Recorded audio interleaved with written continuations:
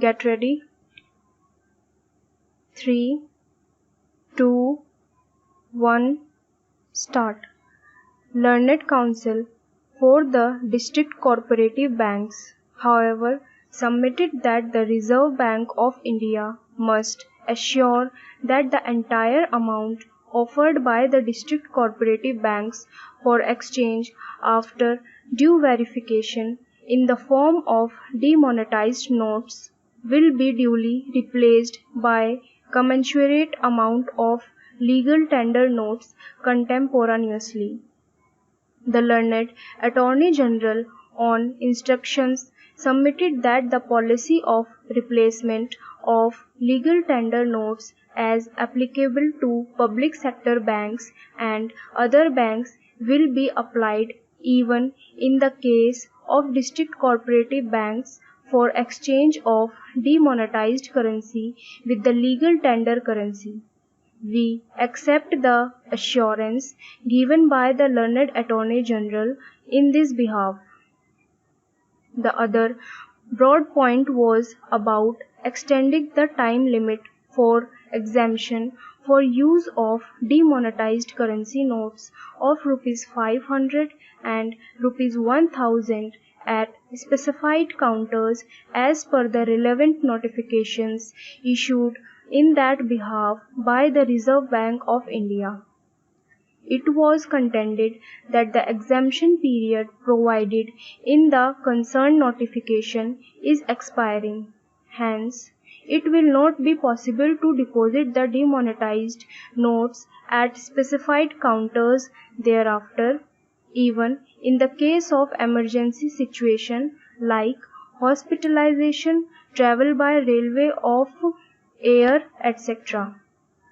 In our opinion, whether the exemption period should be extended or not must be best left to the judgment of the government of the day, with a hope that the government will be responsive and sensitive to the problems encountered by the common man. Accordingly, we decline to issue any interim direction to the government in the matter of extending the period of exemption and leave it open to the government to take appropriate decision in that behalf as may be advised. The other sources grievance made by the petitioners is about the denial of right to withdraw the prescribed amount of Rs 24,000 per week account holder in spite of notifications issued by the Reserve Bank of India permitting such withdrawal. It was submitted that if the government has issued such notification after due consideration, it is obliged to ensure that its commitment made under the said notification is implemented without any exception. The ground reality, however, contends learned counsel, is that the banks are refusing to pay full amount of Rs 24,000 per account holder per week on the ground of non-availability of enough volume of legal tender currency.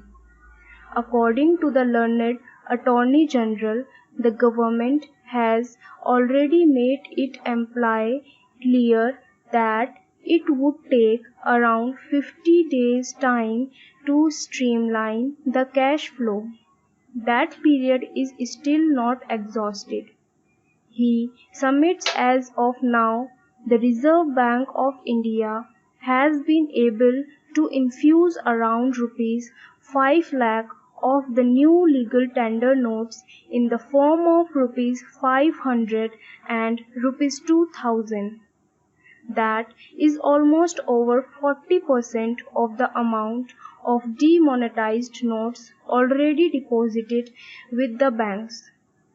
Further, the authorities are working to the best of their ability to diffuse the crisis of cash flow situation by printing new notes.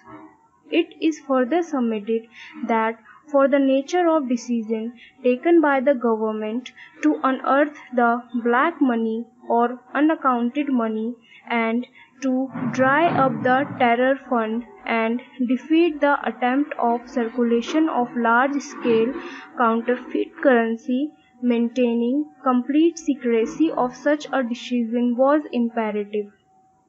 For that reason, new currency notes could not be printed well in advance. He submits that the old demonetized notes will be replaced by new legal tender notes in the form of rupees 500 and rupees 2000 progressively in right earnest.